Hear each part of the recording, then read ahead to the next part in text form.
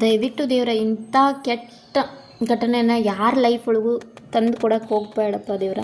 ಆ ತಂದೆ ತಾಯಿಗೆ ಆ ಮಕ್ಕಳನ್ನ ಕಳ್ಕೊಂಡು ಎಷ್ಟು ನೋವು ಆಗ್ತಿರ್ತದಂತ ಯಾರಿಗೂ ಹೇಳೋಕ್ಕಾಗಿಲ್ಲ. ಅಷ್ಟು ನೋವನ್ನು ಅವ್ರ ಲೈಫ್ ಒಳಗೆ ಅನುಭವಿಸ್ತಾರೆ. ಇನ್ಮೇಲೆ ಪ್ರತಿದಿನ ಪ್ರತಿ ಕ್ಷಣ ಇದ್ದು ಇಲ್ದಂಗೆ ಅವ್ರ ಲೈಫ್ ಒಳಗೆ ಬದುಕಬೇಕಾಗ್ತೈತಿ.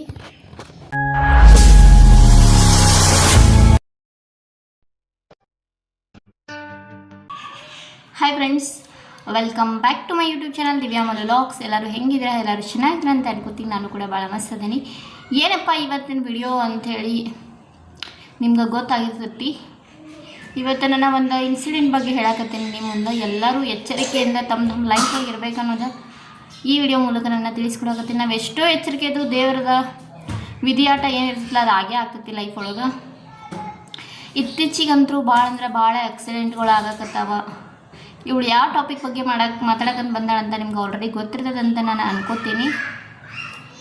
ಏನೇ ಆಗಲಿ ಲೈಫಾಗ ನಾವು ಎಷ್ಟೇ ಕೇಳಿದ್ರು ದೇವರು ನಮ್ಮ ಹನ್ಬರ್ದಾಗ ಹೆಂಗೆ ಇರ್ತೈತೆ ಹಂಗೆ ಆಗ್ತೈತಿ. ಬಟ್ ಆದರೂ ನಾವೇನು ಮಾಡಬೇಕು, ಹನ್ಬರ್ದಾಗ ಏನಾಗ್ತೈತಿ ಅಂಥೇಳಿ ನಾವೇ ನೆಗ್ಲೆನ್ಸಿ ಮಾಡೋಕ್ಕೆ ಬರೋಂಗಿಲ್ಲ. ಭಾಳ ಕೇರ್ಫುಲ್ಲಾಗಿನೂ ಇರಬೇಕಾಗ್ತೈತಿ. ಅದಕ್ಕೂ ಮುಂಚೆ ಇನ್ನೂ ಯಾರೆಲ್ಲ ನನ್ನ ಚಾನಲನ್ನು ಸಬ್ಸ್ಕ್ರೈಬ್ ಮಾಡ್ಕೊಂಡಿಲ್ಲ ಅಂದರೆ ದಯವಿಟ್ಟು ಸಬ್ಸ್ಕ್ರೈಬ್ ಮಾಡ್ಕೊಂಡು ವಿಡಿಯೋನ ಫುಲ್ ನೋಡಿರಿ. ಆ್ಯಡ್ಸ್ಗಳು ಬಂದರೆ ಸ್ಕಿಪ್ ಮಾಡಬೇಡ್ರಿ. ಮತ್ತು ನನ್ನ ವಿಡಿಯೋಗೆ ಹೈಪ್ ಕೊಡೋದನ್ನ ಮರೆಯೋಕೆ ಹೋಗಬೇಡ್ರಿ. ಏನಪ್ಪ ಅಂತಂದ್ರೆ ನಾನು ಹಂಗೆ ಮೊಬೈಲ್ ಇನ್ಸ್ಟಾಗ್ರಾಮ್ ಯೂಸ್ ಮಾಡುವಾಗ ಆಯಿತು, ಮತ್ತು ನ್ಯೂಸ್ ನನ್ನ ಡೈಲಿ ಎಂಟೊಳಗೆ ಡೈಲಿ ನೋಡ್ತೀನಿ. ಅದರೊಳಗೂ ಒಂದು ನ್ಯೂಸ್ ಫುಲ್ಲು ವೈರಲ್ ಆಗತ್ತೆ ಇವಾಗ. 2 ಮಕ್ಕಳ ದಾರುಣ್ಯ ಸಾವು ಅಂತ ಹೇಳಿ ನೀವೆಲ್ಲ ನೋಡಿರ್ತೀರಂತ ನಾನು ಅನ್ಕೋತೀನಿ. ಬೆಂಗಳೂರೊಳಗೆ ಒಂದು ಇನ್ಸಿಡೆಂಟ್ ಆಗೈತಿ. ಅವ್ರ ತಂದೆ ಅಂದ್ರೆ ಅವ್ರ ಮಗಳು 1 ವರ್ಷ ಹುಡುಗಿ 2 ವರ್ಷ, ಆಮೇಲೆ ಬಾನು ಹುಡುಗಿಗೆ 4 ವರ್ಷ. ಅವ್ರ ಅಣ್ಣನ ಮಗಳನ್ನೂ ಏನು ಮಾಡ್ತಾರೆ, ಸ್ಕೂಲಿಗೆ ಕಳಿಸ್ಬೇಕಂತೇಳಿ ಅಲ್ಲಿ ಕರ್ಕೊಂಡು ಬಂದಿರ್ತಾರೆ ಅವ್ರ ಹತ್ರ.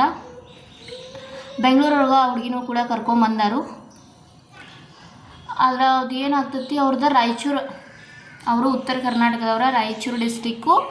ಆಮೇಲೆ ಲೋಳ್ಸೂರು ಅನ್ನೋ ಗ್ರಾಮದವರಾಗಿರ್ತಾರೆ ಅವರು, ಉತ್ತರ ಕರ್ನಾಟಕದವರು. ಅವ್ರದ್ದು ಜಾಬ್ ಇತ್ತು ಪೊಲೀಸಾಗಿ ಅಲ್ಲಿ ಬೆಂಗಳೂರೊಳಗೆ. ಜಸ್ಟ್ ಕ್ವಾರ್ಟರ್ಸಿಂದ ಏನು ಮಾಡ್ಯಾರ, ಹಾಲು ತೊಗೊಂಡು ಬರ್ಬೇಕಂತೇಳಿ 2 ಮಕ್ಕಳನ್ನ ಕರ್ಕೊಂಡು ಹೋಗಿದ್ದಾರೆ. ಬಟ್ ಅವ್ರಿಗೂ ಗೊತ್ತಿರಲಿಲ್ಲ ಈ ಥರ ಇನ್ಸಿಡೆಂಟ್ ಆಗುತ್ತೆ ಅನ್ನೋದು. ಯಾರಿಗೂ ಊಹಿಸೋಕ್ಕೂ ಆಗಿರೋಂಗಿಲ್ಲ. ಆ ಥರ ಇನ್ಸಿಡೆಂಟ್ಗಳ ಲೈಫ್ ಒಳಗೆ ನಡೆದೇ ಬಿಡ್ತಾವೆ. ಅವ್ರು ಏನು ಮಾಡ್ಯಾರ, ಅಲ್ಲಿ ಟಿ ಆಕಾರದಲ್ಲಿ ರೋಡ್ ಇತ್ತು. ಅವ್ರೇನು ಅಂದ್ಕೊಂಡಾರ, ಬಸ್ ಸೀದಾ ಹೋಗ್ತದಂತ ಅವ್ರು ಅಂದ್ಕೊಂಡ್ಬಿಟ್ಟಾರ. ಆದ್ರೆ ಬಸ್ ನಾವೇನು ಮಾಡೋಣ, ಇವ್ರು ಸೀದಾ ಹೋಗ್ತೈತಿ, ಬಸ್ ಹೋದ್ಮೇಲೆ ನಾವು ಹೋದ್ರೆ ಆಯ್ತು ಅಂತೇಳಿ ಈ ಥರ ಬಸ್ ಈ ಕಡೆಯಿಂದ ಬಸ್ ಬರತ್ತಿ, ಬೈಕ್ ಈ ಕಡೆಯಿಂದ ಅದಾರ ಇವರು ಈ ಥರ ನಿಂತ್ಬಿಟ್ಟಾರ. ಆಲ್ಮೋಸ್ಟ್ ಅವ್ರು ಬಸ್ ಪಾಸ್ ಆಗಲ್ಲ, ಹೋದ್ರೆ ಆಯ್ತು ಅಂತೇಳಿ ನಿಂತ ಬಿಟ್ಟಾರ ಅವ್ರ. ಬಟ್ ಬಸ್ ನಾವೇನು ಮಾಡೋಣ, ಸ್ಟ್ರೇಟ್ ಹೋಗಿಲ್ಲವ ಬಂದವನ ಅವ್ರಿಗೆ ಬೈಕ್ ಕಾಣ್ತಿರ್ತೈತಿ.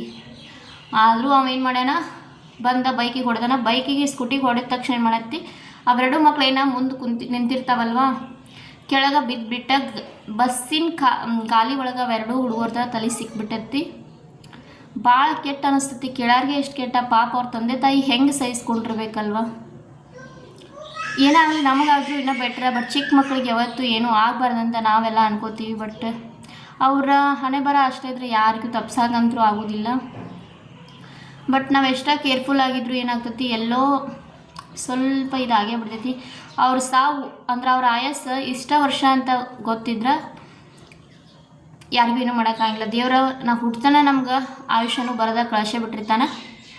ಇನ್ನು ನಾವೇನಾದರೂ ಹಿಂಗೆ ಸುಸೈಡ ಅದು ಇದು ಮಾಡ್ಕೊಂಡು ಸತ್ರ ಅದನ್ನ ದೇವ್ರದ್ದು ಇದಾಗಂಗಿಲ್ಲ. ಯಾಕಂದ್ರೆ ನಮ್ಮ ತಪ್ಪಿಗೆ ನಾವು ಸಾಯ್ತಿರ್ತೀವಿ. ಬಟ್ ಈ ಥರ ಆ್ಯಕ್ಸಿಡೆಂಟು, ಹಾರ್ಟ್ ಅಟ್ಯಾಕು, ಈ ಥರ ತುಂಬ ಇನ್ಸಿಡೆಂಟ್ಗಳು ಭಾಳ ನಡೆಯಕತ್ತಾವೆ. ಇತ್ತೀಚಿಗಂತೂ ಬಸ್ ಡ್ರೈವರ್ಗಳೆಲ್ಲ ಬರೀ ಕೇಳೋದಾಗೈತಿ. ಎಲ್ಲೋ 10% ಅಷ್ಟು ನೋಡ್ರಿಪ್ಪ ಬಸ್ ಡ್ರೈವರ್ಗಳು ಚೆನ್ನಾಗಿರ್ತಾರೆ, ಚೆನ್ನಾಗಿ ಡ್ರೈವ್ ಮಾಡ್ತಾರೆ. ಇನ್ನು ಉಳ್ಕಿದ 90% ಅಂತೂ ಎಲ್ಲ ಬಸ್ ಡ್ರೈವರ್ಗಳು ಹಂಗೆ ಮಾಡಕತ್ತಾರ. ಡ್ರೈವ್ ಮಾಡಿರಿ, ಬಟ್ ಸೇಫಾಗಿ ಡ್ರೈವ್ ಮಾಡಿರಿ ಅನ್ನೋದೇ ನನ್ನ ಉದ್ದೇಶ. ಪಾಪ ಇವಾಗ ಅವ್ರು 2 ಚಿಕ್ಕ ಮಕ್ಕಳನ್ನ ಕಳ್ಕೊಂಡು ಎಷ್ಟು ನೋವು ಅನುಭವಿಸ್ತಿರ್ತಿರ್ಬೋದು. ಭಾಳ ಅಂದ್ರೆ ಭಾಳ ಕೆಟ್ಟ ನೋವು ಅನುಭವಿಸ್ತಿರ್ತಾರೆ ಅವ್ರು, ಹೇಳೋಕ್ಕಾಗಿಲ್ಲ. ಮತ್ತು ಇನ್ನೊಂದು ಬಸ್ ನಾವೇನು ಮಾಡೋಣ ಅಂತಂದ್ರೆ, ಬೈಕಿಗೆ ಬಂದು ಹೊಡೋಕ್ಕಿಂತ ಮುಂಚೆನೂ ಒಂದು ರಿಕ್ಷಾಗೇನೋ ಗುದ್ಕೊಂಡು ಹಂಗೆ ಸ್ಪೀಡಾಗಿ ಪಾಸಾಗಿ ಬಂದ ಇಲ್ಲಿ ಬೈಕಿಗೆ ಹೊಡೆದ್ಬಿಟ್ಟ. ನಾವು ಆ್ಯಕ್ಚುಲಿ ಅವ್ನು ಡ್ರಿಂಕ್ ಮಾಡಿದಂಥ ನ್ಯೂಸ್ ಒಳಗೆಲ್ಲ ಕೊಡಾಕತ್ತಾರ, ಅದು ನಮಗಂತೂ ಗೊತ್ತಿಲ್ಲ.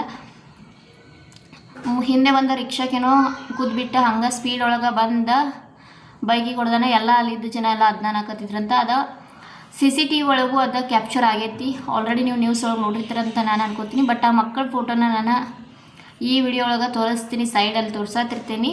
ಮತ್ತು ಅದ್ರ ಜೊತೆಗೆ ಬಸ್ಸದು ಕ್ಲಿಪ್ನ ನಾನು ಹಾಕ್ತೀನಿ.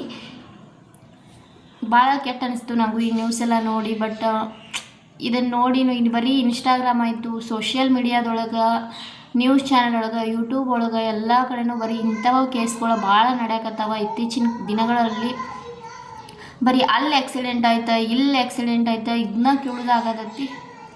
ಮೊನ್ನೆನೂ ನಮ್ಮ ಉತ್ತರ ಕರ್ನಾಟಕದಾಗ ಕೂಡ ಒಂದು ಇನ್ಸಿಡೆಂಟ್ ಆಗೈತಿ, ಮುಧೋಳ ಮತ್ತು ಮಮದಾಪುರ ರೋಡ್ ಒಳಗೆ.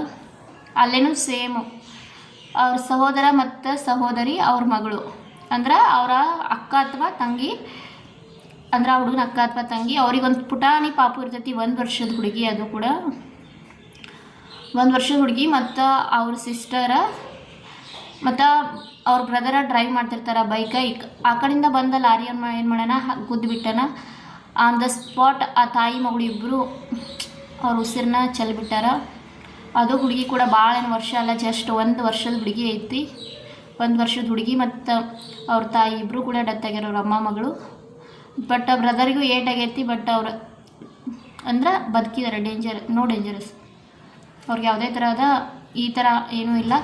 ಸ್ವಲ್ಪ ಗಾಯಗಳಾಗ್ಯಾವ, ಅದೆಲ್ಲ ವಾಸಿ ಆಗಿಬಿಡ್ತಾವ.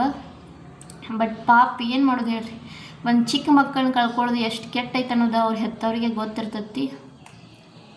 ಭಾಳ ಇದು ಮಾಡಬೇಕು. ಗಾಡಿ ಮೇಲೆ ಹೋಗುವಾಗಂತೂ ಮಕ್ಕಳನ್ನ ಭಾಳ ಕೇರ್ಫುಲ್ ಆಗಿದ್ವಿ.